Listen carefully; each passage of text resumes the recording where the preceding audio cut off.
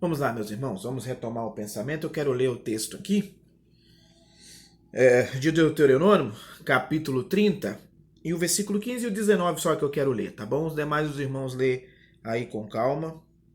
Eis que hoje estou colocando diante de ti a vida e a felicidade perenes, ou a morte e a destruição e infelicidade. Deus falando através de Moisés, que estava colocando diante do povo dois caminhos, tá? O caminho da felicidade e da vida, o caminho da morte e o caminho da infelicidade, tá? Dois caminhos. Hoje invoco o céu e a terra como testemunho, versículo 19. Contra ti, de que apresentei claramente diante de ti os caminhos da vida e o caminho da morte, o caminho da bênção e o caminho da maldição.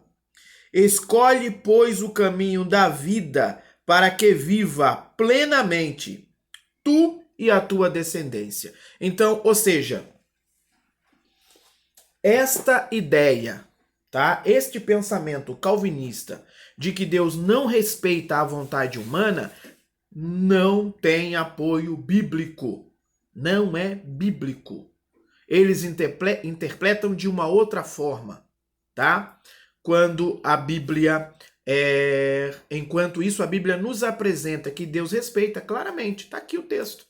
Olha, estou colocando vida, felicidade, bênção, paz, alegria, consolo, mas também estou colocando o caminho da morte, da infelicidade, da destruição, da guerra. E lá no versículo 19, ele diz o seguinte: eu estou tomando como testemunho agora os céus, toda a habitação celeste contra vocês, de que eu dei direito de escolha. Entende? Dei direito de escolha. Caminho da vida, caminho da morte, da bênção, da maldição. E Deus ainda diz: escolhe, pois, a vida para que vivas, tu e a tua descendência eternamente. Entende? Então vamos lá. Vamos continuar.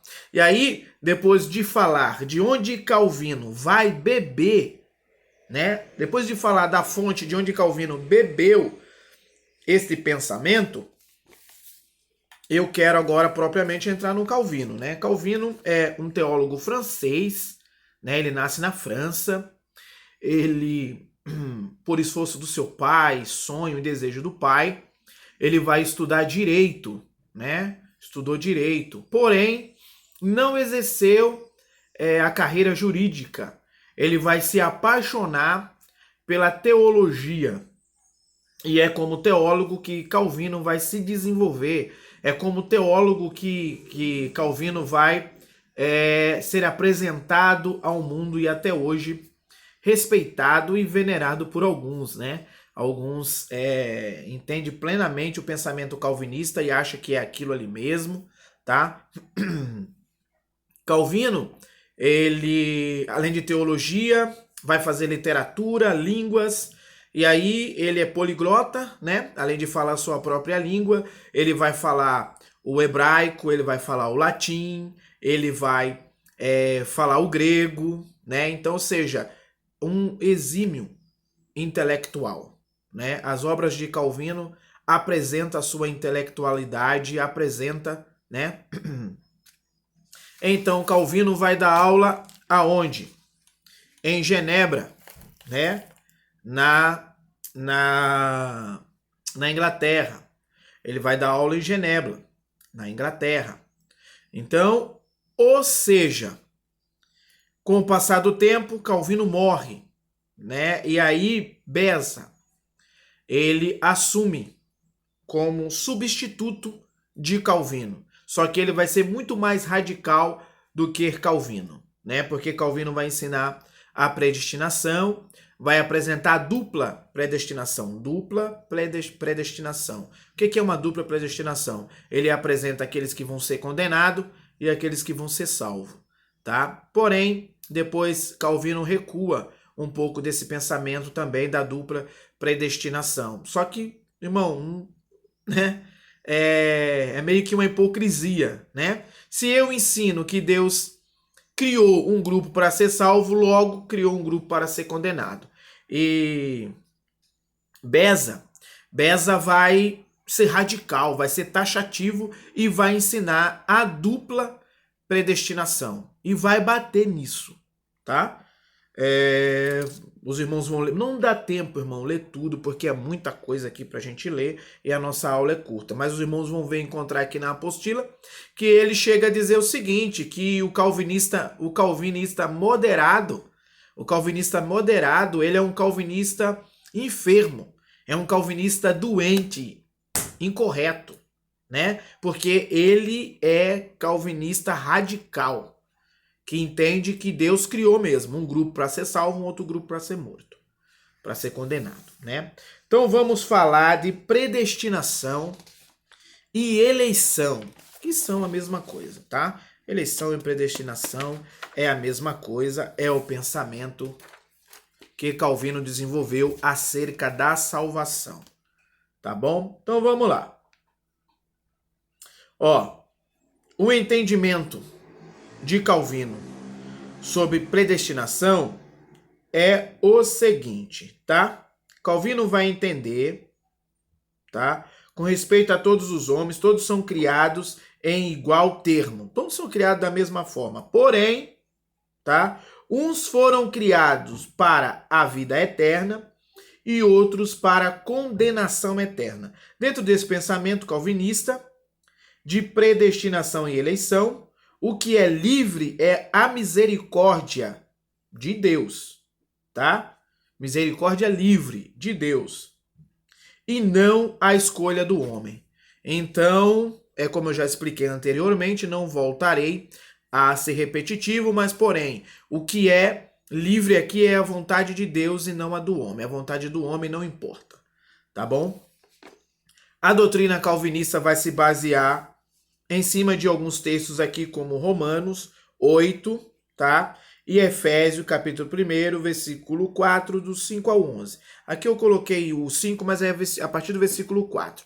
Pô, pastor, mas aí tá aí os textos, o que é que o senhor me diz? Então vamos lá, vamos pensar uma interpretação lógica desses textos aqui de Calvino.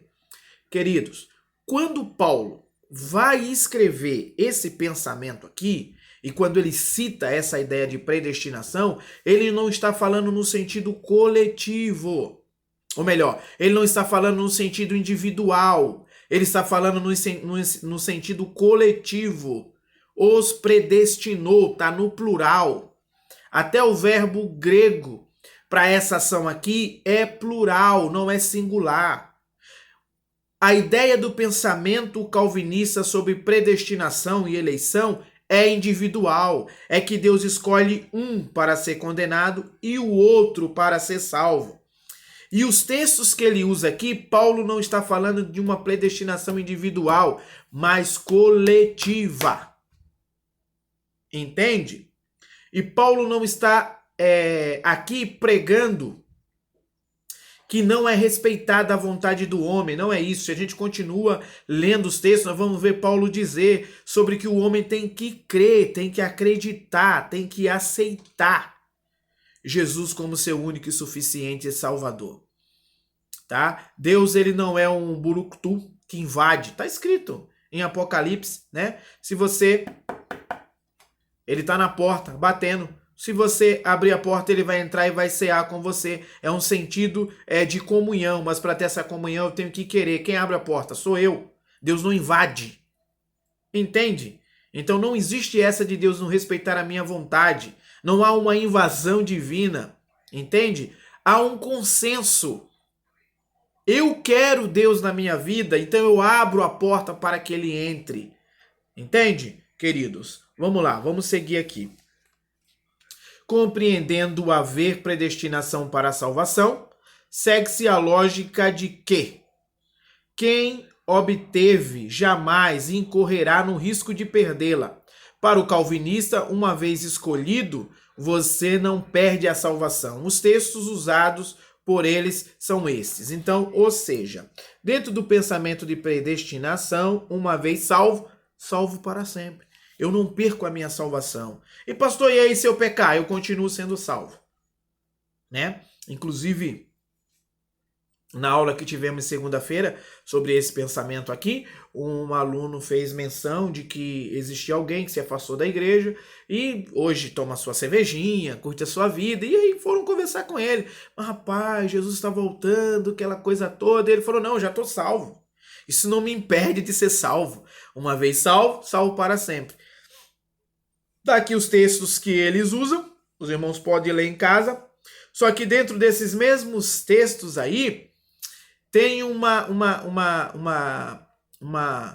vasta gama de ideia de que eu corro risco de perder a salvação. E nós vamos ver isso aqui um pouco mais na frente. Não vamos antecipar. Tá bom? Então, vamos lá. Para Calvino, com base nesses textos, ele desenvolveu sua doutrina de que Deus escolhe, né, desde a criação quem vai ser salvo e quem vai ser condenado, sendo que os escolhidos para a salvação não se perdem, tá? É preservado mesmo contra a sua vontade. Eu desviei da igreja, mas eu sou salvo. E aí, o que a gente faz com o texto de Apocalipse que diz o seguinte: guarda a tua coroa, para que ninguém tome. Ou seja, a coroa ali está se referindo à coroa da salvação. Né? E aí? Meus irmãos, vou dar uma pausa aqui e a gente já volta, tá?